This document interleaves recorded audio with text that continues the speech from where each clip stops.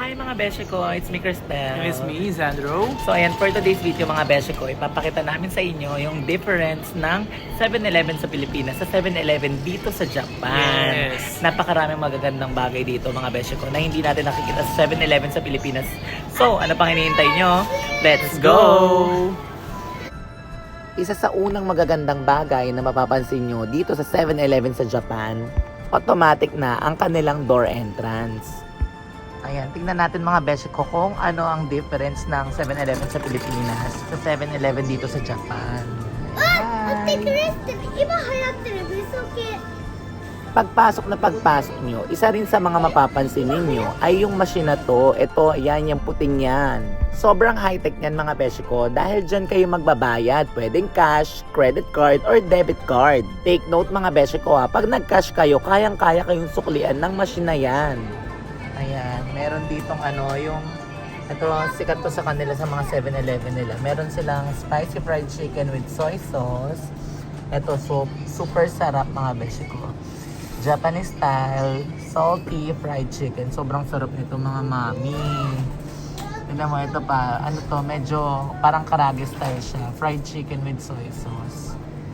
Ayan, meron ding corn dog mga beshi. Ang sarap yan. Paborito ko rin yan.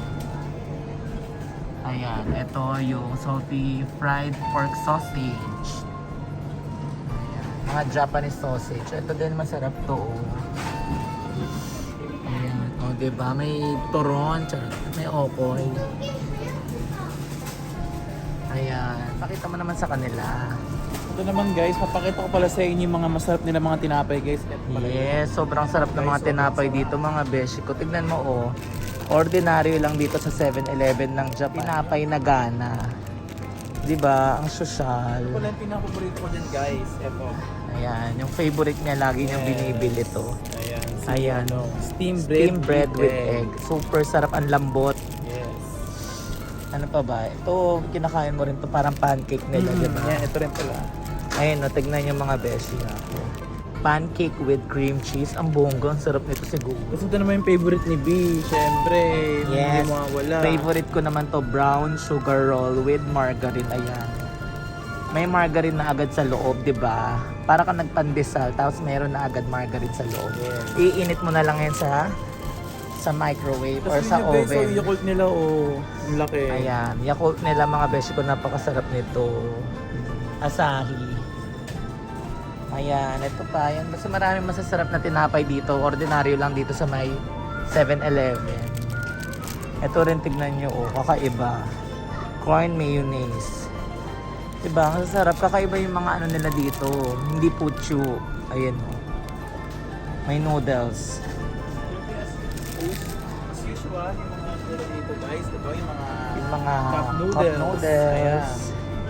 Kadalasan guys, ito talaga lagi mga binibili natin pasalubong pag-uwi na tayo ng Pilipinas.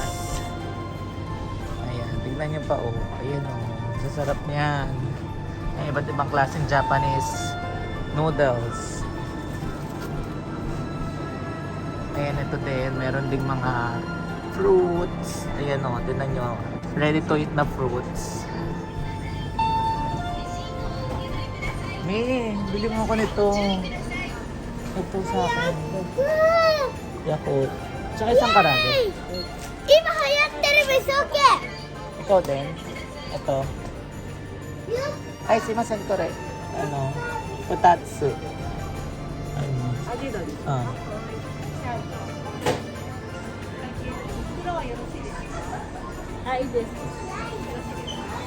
Ayan, si Mami.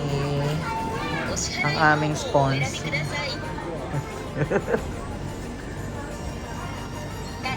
Ganyan lang magbayad dito. Tatap mo lang yan. Ayan na, diba?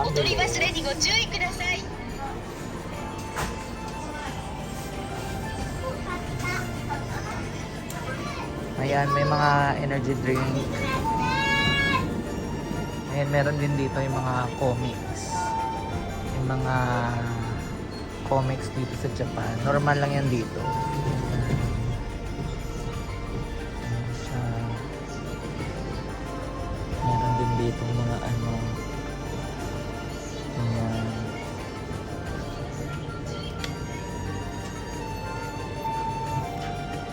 Ayan. Dito nga pala sa 7-Eleven sa Japan, normal lang dito na may makikita kayo nagbabasa, katulad niya ni Kuya. Kahit tumambay pa siya dyan magdamag, kahit matapos niya yung buong libro, wala pong problema. Okay lang, pwede kayong tumambay dito magdamag, mga beshi ko. Ayan, dyan ka ano pag magpapadala ka sa Pilipinas. Ayan, kung mapapansin nyo rin, no, sobrang ayos ng mga pagkain nila, no, talagang naka-organize. Kahit naman yung mga customer na hapon, hindi rin sila sa raula talaga. Ayan, mga gulay. Meron din dito ang ready-made salad. Ayan, meron din itong tuna corn veggies. Talagang convenient dito mga besh ko dahil halos lahat ng pagkain dito ay ready to eat na. Ayan, dyan sa corner naman na yan, nandyan yung mga ice cream. Ice stick. Ayan, nandyan na rin yung mga ready-to-eat carbonara or na mga spaghetti, ganyan. So, ayun na nga mga beshi ko, pasensya na dahil hanggang dito na lang po muna dahil nagmamadali rin po kami. Pero bago ang lahat, panoorin nyo muna ang production number ni Mana.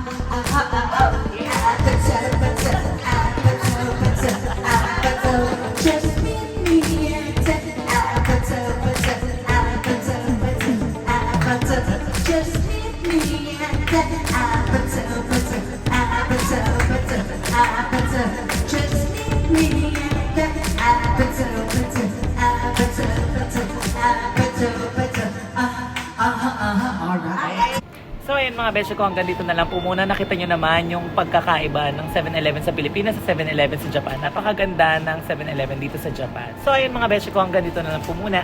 Bye!